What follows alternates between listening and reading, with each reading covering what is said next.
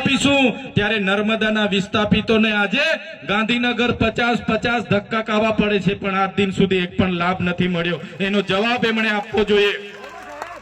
એમનો જવાબ કેમ નથી આપતા? આજે તુરખેડામાં જે મારા બેન હતા, એ બેન જ્યારે એને પ્રસૂતિની પીડા ઉપડી, એને ડિલિવરી માટે લઈ જવાનું હતું, એ ગામમાં રસ્તો નહીં હોવાના કારણે સાથીઓ ત્યાં 108 નહીં પહોંચી.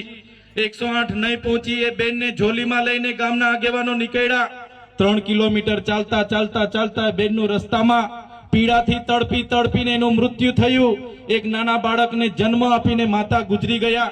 ત્યારે અમે ઘરે ગયા, એ બેનને મળ્યા, એના પરિવારને મળ્યા, અને એ બેનના પરિવારનું નાનું બાળક અમે જોયું. જ્યારે એની દુઃખ અમે મહેસૂસ કરીએ છીએ, ત્યારે આ વિસ્તારમાં આવીને એ વિસ્તારના લોકોનો રોડ બને એના માટે અમે આવીને તમને રજૂઆત કરીએ છીએ. અહીંના નેતાઓ કહે છે કે ચૈતર વસાવા તુરખેડા કેમ આવ્યા? તો આ તુરખેડાના લોકોને આજ દિન સુધી તમે તમારા મત બેંક તરીકે ઉપયોગ કર્યો છે. એ બહેનોને ક્યારે તમે પોતાની બહેનો માની નથી. આ વિસ્તારના લોકોને ક્યારે તમે પોતાના લોકો માન્યા નથી.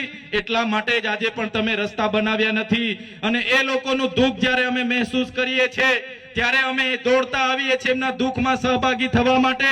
તમે કેમ ત્યાં નથી જતા? તમે કેમ રસ્તા નથી બનાવતા? ત્યારે એ નેતાઓને કહેવા માંગુ છું, તે દિવસે તમારી પોતાની બેન, જે દિવસે તમારી પોતાની દીકરી આ પ્રકારની એમ્બ્યુલન્સ ન પહોંચવાથી ઝોલીમાં લઈ જતા મૃત્યુ પામશે ને, તે દિવસે તમને ખબર પડી જશે કે આ વિસ્તારના લોકોનું દુઃખ શું છે. આ વિસ્તારના લોકોને જે હેરાનગતિ થાય છે.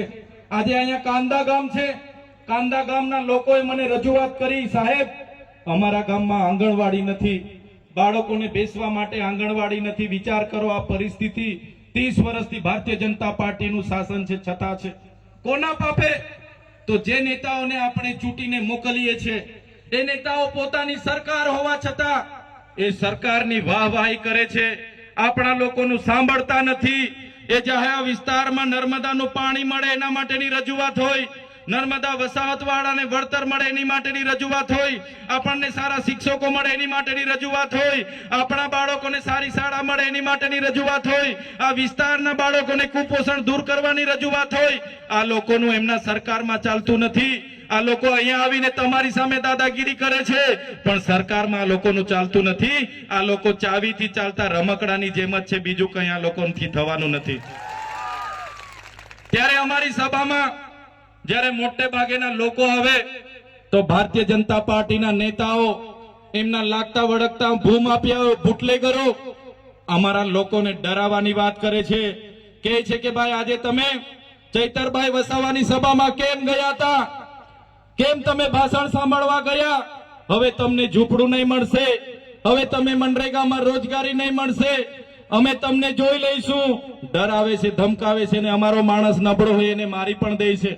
ત્યારે આ ભાજપના નેતાઓને કહેવા માંગુ છું, આ ચૈતર વસાવાની ટીમ છે, અરવિંદ કેજરીવાલની ટીમ છે, આ કોઈ કોંગ્રેસ વાળા નથી. અમારા લોકોને હવે પછી તમે હાથ લગાડશો, તમારા બધાના મોર બોલાવી દઈશું અમે.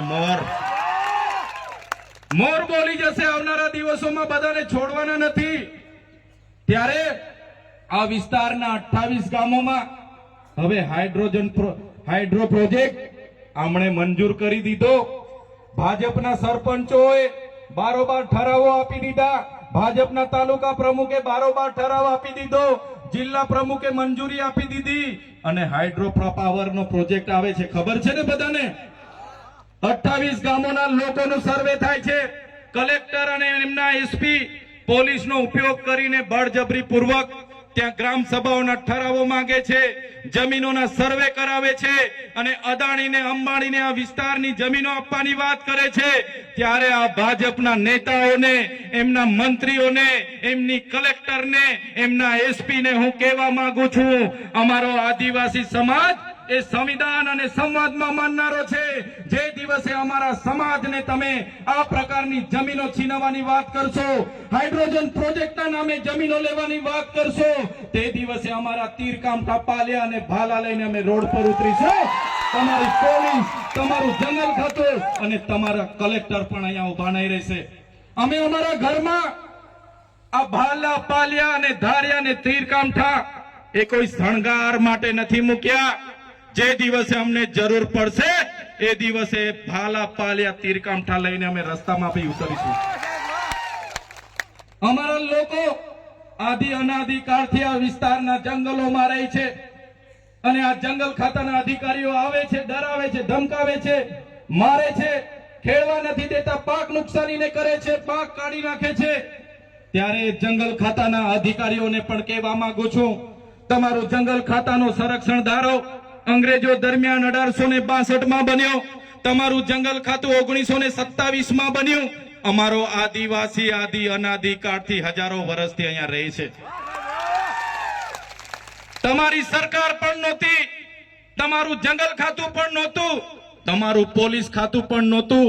એના પહેલા આદિવાસી અને જંગલ અહીંયા હતા અને એ જંગલો અમારા આદિવાસીઓએ સાચવેલા છે. ત્યારે આજના મંચ પરથી જંગલ ખાતાવાળાને પણ કહેવા માંગુ છું, કાન ખોલીને સાંભળી લે. અમારા ખેડૂતોના બાકી પેન્ડિંગ દાવાઓ છે તાત્કાલિક ધોરણે મંજૂર કરી દે. જેટલા પણ અમારા ખેડૂતો જંગલની જમીન ખેડે છે એમને હેરાન કરવાનું બંધ કરી દે. નહીં તો જે દિવસે અમે આ રસ્તા પર ઉતરીશું ને તે દિવસે તમારું જંગલ ખાતું પણ અહીંયા નજરે નથી પડવાનું.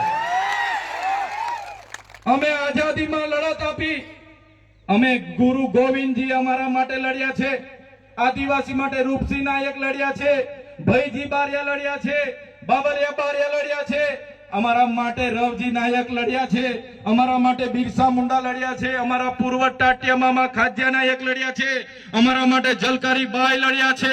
જે પણ આઝાદીના લડતમાં અમારું યોગદાન હતું, આઝાદી પછી પણ અમારું યોગદાન એટલું બધું છે.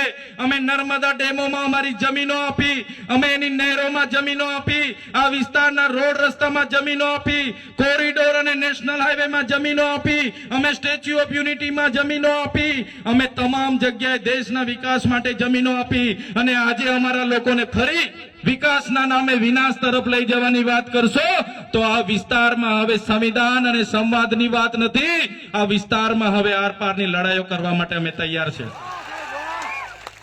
જે દિવસે જરૂર પડશે અમે અમારા ઓજારો સાથે ગાંધીનગર તરફ પણ કૂચ કરીશું અને અમને જરૂર પડશે એ દિવસે ગાંધીનગરમાં નેપાળવાડી કરવા માટે પણ અમારી તૈયારી છે. અમે કોઈનાથી ડરતા નથી અને અમારા તમારા જેવા ખાણ માફિયાઓ બુટલેગરો ના સહારે અમારું કમલમ અમારું ચાલતું નથી. ત્યારે આ વિસ્તારોમાં મનરેગા નામે કૌભાંડો થયા, નલ સે જલના નામે કૌભાંડો થયા, આપણા બાળકોને શિષ્યવૃત્તિ મળે એના માટે અમે અવાજ ઉઠાવ્યો, આ વિસ્તારમાં રોડ રસ્તા બને એના માટે અવાજ ઉઠાવ્યો, નર્મદાના લોકોને વળતર મળે એના માટે અવાજ ઉઠાવ્યો, કેવડિયામાં જ્યારે ઝૂંપડા તૂટતા હતા એના માટે અવાજ ઉઠાવ્યો. આ વિસ્તારના લોકોનો અવાજ અમે સડકથી લઈને સદન સુધી બોલીએ. એટલે આ ભારતીય જનતા પાર્ટીની સરકારને એમના નેતાઓને ગમતું નથી. સાથીઓ, તમે બધાએ જોયું હશે, અમને પણ જેલોમાં મોકલવામાં આવ્યા. એક વાર નથી, ચૈતરભાઈ વસાવા પર 19 વાર ખોટી એફઆઈઆરો કરવામાં આવી છે. છતાં ચૈતરભાઈ વસાવા એટલા હિંમતથી લડે છે, એટલી તાકાતથી લડે છે કેમ કે ચૈતરભાઈ વસાવા સાથે તમારા જેવા વડીલો અને યુવાનો અને માતા બહેનોના આશીર્વાદ છે.